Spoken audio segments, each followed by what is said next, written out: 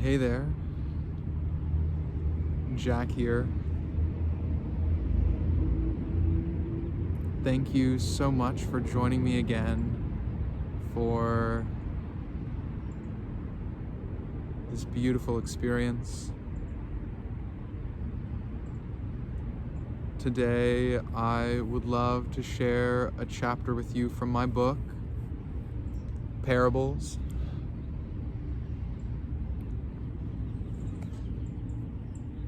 Relax and enjoy.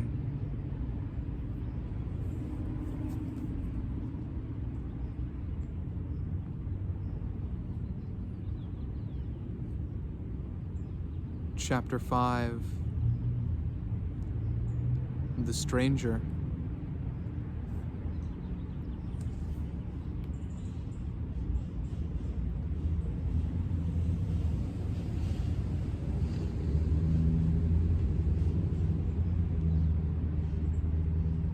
It was dusk when the stranger's caravan finally arrived at the great gates of Duali, the city that the men of Sabur also called the bronze petal of the desert, for the soaring bronze spires and minarets which rose into the sky like an opening flower. They had been traveling for 8 weeks. The stranger's feet were tired from leading his companions' animals. His legs had even grown tired of gripping the swaying saddle, so he was almost too weary to ride. But when the party passed into the huge sandstone walls and he stared up the shadow-strewn central avenue, his weariness evaporated. Uncertainty and apprehension replaced it.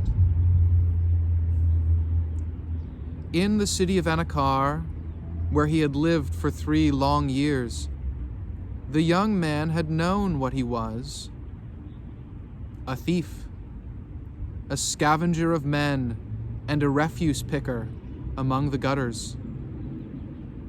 But he had left all that behind, fleeing south, and he had said that he would no longer be what he was before. Only now, part of him longed for the dusty alleys of Anakar and the ever-present prickle of fear down his spine. Because here in Duali, he was nothing, not a thief, just a stranger, hardly even a man at all, more like a lost child. Worst of all, he felt a stranger even to himself. The other men of the company were already separating. With good cheer and growing excitement, each one of them said goodbye to his friends and then led his animals through the darkening streets toward his own home. The stranger watched, saying nothing.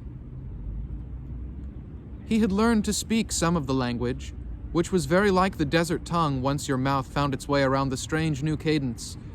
But when one of the men waved goodbye to him, he responded only in silent surprise, with an upraised hand.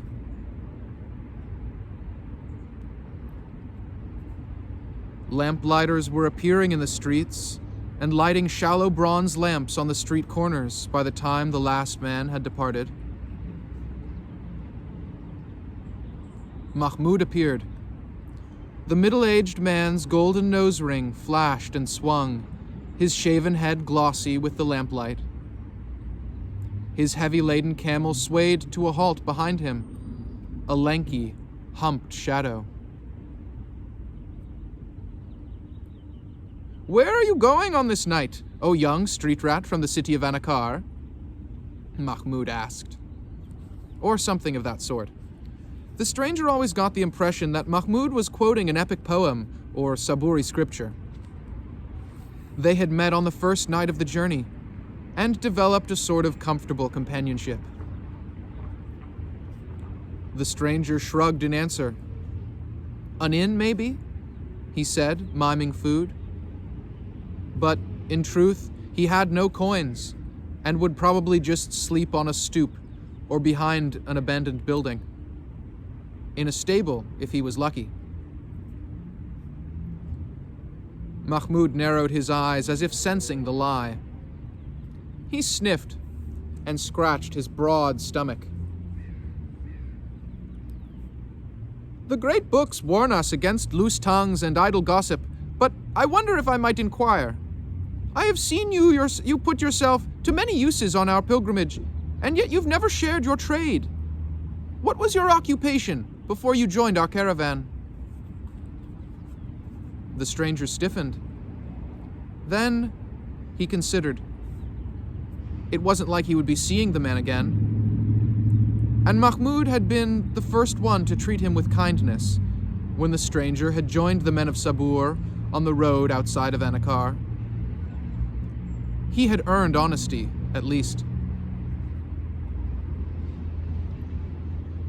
In that city, the stranger answered, ducking his head, I was known to be a lowly thief.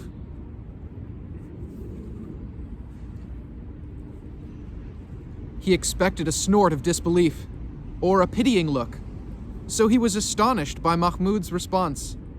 Ah, Salam and Salib be praised, for I thought it might be so. Come, come, you are a perfect street rat.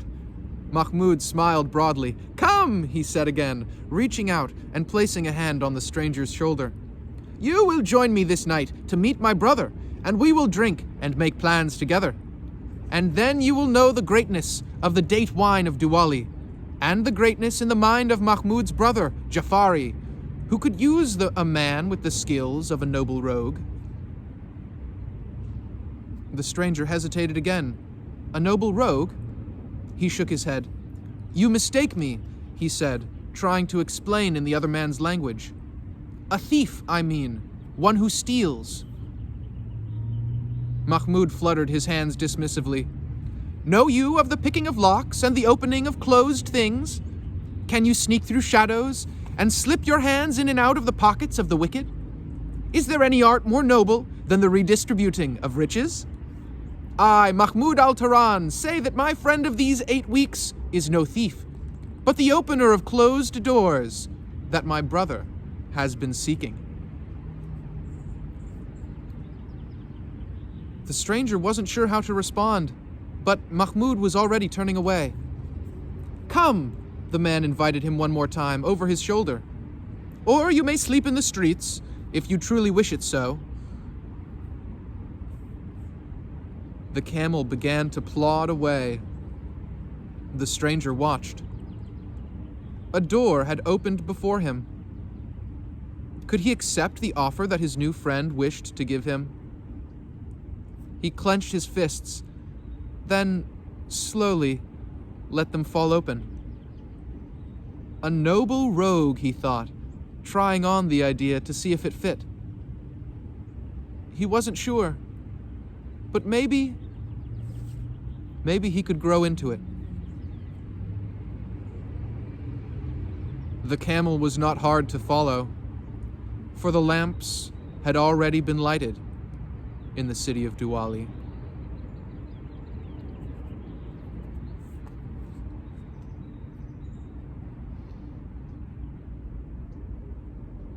The past is already done, but we can change the way we think and speak about it. Maybe an Achilles heel can become an advantage.